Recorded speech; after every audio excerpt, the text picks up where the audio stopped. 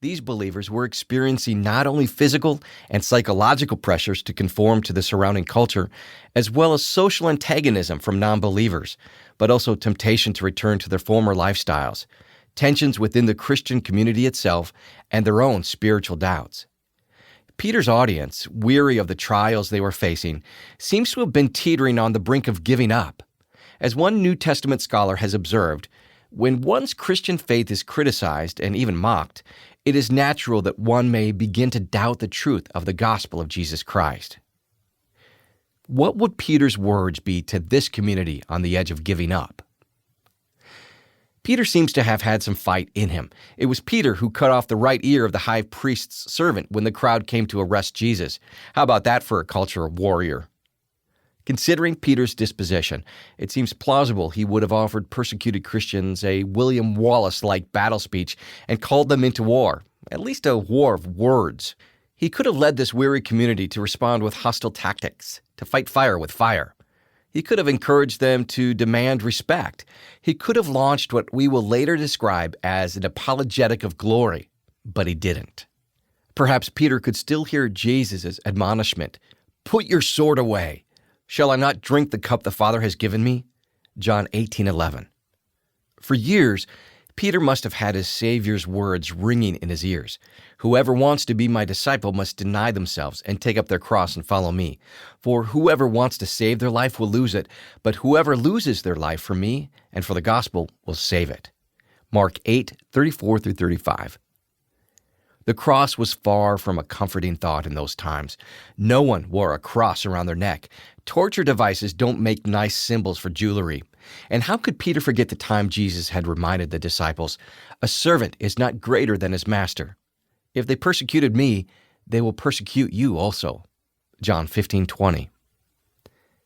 By the time Peter wrote this letter, he could have replayed the final week of Jesus' life repeatedly in his mind. It had all happened just as Jesus had predicted. He had come and given his life as a ransom, Mark 10:45. The way of Jesus, the way he conquered evil and sin by laying down his life, must have left an indelible mark on Peter. It was this way, the way of the cross, that shaped Peter's advice to this community surrounded by a hostile culture. With Jesus as his model, Peter writes the beleaguered community and instructs them not to retaliate, but rather to rejoice in suffering, trusting in the reward secured by the resurrection of Christ. 1 Peter 1:6 and 4:12-14. In the midst of their suffering and trials, Peter reminds them that God has called them as a community, not simply as individuals, to declare his praises to the world. Chapter 2:9. Peter instructs them to live lives characterized by compassion, respect, and humility. Chapter 2:11-12 and 15-17, and chapter 3:8-9. Lives so noble they would positively impact hostile non-believers. For Peter, the way of the cross set the pattern for how believers should interact with non-believers, and in particular, hostile non-believers. Chapter 2, verses 22-24. It is in this context that 1 Peter 3:14-15 must be read. "But even if you should suffer for what is right, you are blessed. Do not fear their threats. Do not be frightened. But in your hearts revere Christ as Lord." Notice that in verse 15, "In your heart revere Christ as Lord," Peter puts positively what he just wrote negatively in verse 14. "Do not fear their threats. Do not be frightened." This contrast reveals the choice these believers had to make, either to succumb to fear or to revere Christ as Lord, trusting that he is ultimately in control. Verse 17. The second option, trusting Christ and revering him as Lord, meant responding with an apologia. This study of the context of 1 Peter 3:15 reveals that even though Peter believes the gospel can and should be defended, he is not setting the course for a war of words. He is not pitting Christians against unbelievers. Instead, Peter sets the tone for apologetic conversations by giving a persecuted community hope and by encouraging them to endure with joy.